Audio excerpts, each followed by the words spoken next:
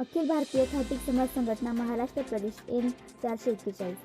स्वतंत्र सैनिक उद्धव तात्या इंगोले हिंदू खाटीक मागासवर्गीय महामंडळ निर्मितीच्या दिशेने एक पाऊल पुढे. हिंदू खाटीक समाजातील व्यापारी, महिला व विद्यार्थी सक्षमीकरण करण्यासाठी, सामाजिक स्तर उंचावण्यासाठी महामंडळाची आवश्यकता आहे. ही गोष्ट शासनास मान्य करायला लावण्यास अखिल भारतीय खाटीक समाज संघटना एन 441चे प्रमुख मार्गदर्शक तथा माजी अध्यक्ष पंचायत राज समिती महाराष्ट्र शासन, माजी आमदार श्री सुधीर पारवे साहेब व श्री संजयजी घोलप, अध्यक्ष अखिल भारतीय खाटीक समाज संघटना महाराष्ट्र प्रदेश श्री सुजीतजी धनगर, सरचिटणीस अखिल भारतीय खाटीक समाज संघटना प्रदेश महाराष्ट्र प्रदेश कुमार रोहित सुधीर पारवे, कुमार मथुरेश सुजीत धनगर हे यशस्वी.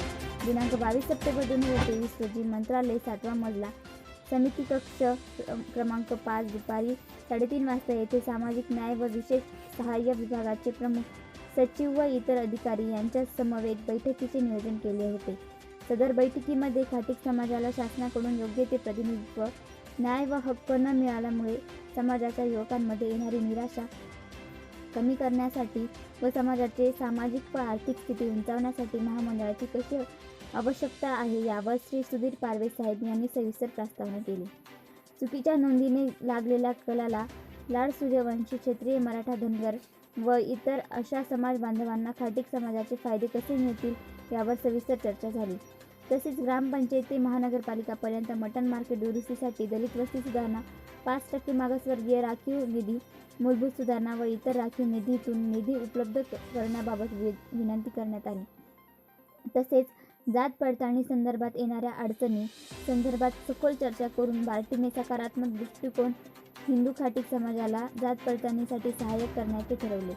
शैक्षणिकदृष्ट्या मागासलेल्या समाजाला शिक्षणाच्या मुख्य प्रवाहात आणण्यासाठी हिंदू खाटीक समाजातील विद्यार्थ्यांना अस्वच्छ कामगाराचे फायदे तातडीने लागू करण्यासंदर्भात या सभेमध्ये माननीय श्री सुमन भांगे, सचिव सामाजिक न्याय व हक्क विभाग यांनी तातडीने आदेश काढण्यासंदर्भात सूचना दिल्या.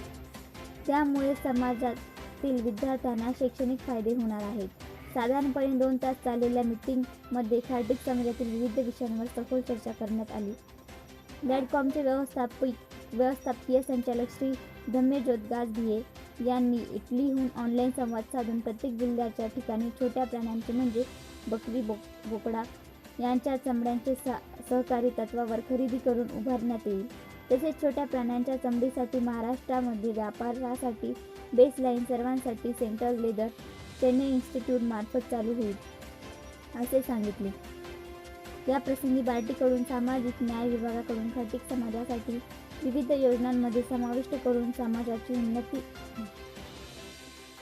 कशी करता येईल यावर भर दिला जाईल. यावर लवकरच महाराष्ट्राच्या मंत्रिमंडळाच्या बैठकीसमोर स्वतंत्र सैनिक उद्धव तात्या इंगोले हिंदू खाटीक मागासवर्गीय महामंडळ यांचे समोर सकारात्मक प्रस्ताव ठेवण्यासाठी येईल असे श्री सुमन भांगे साहेब यांनी सांगितले. या प्रसंगी सुमन भांगे सचिव सामाजिक न्याय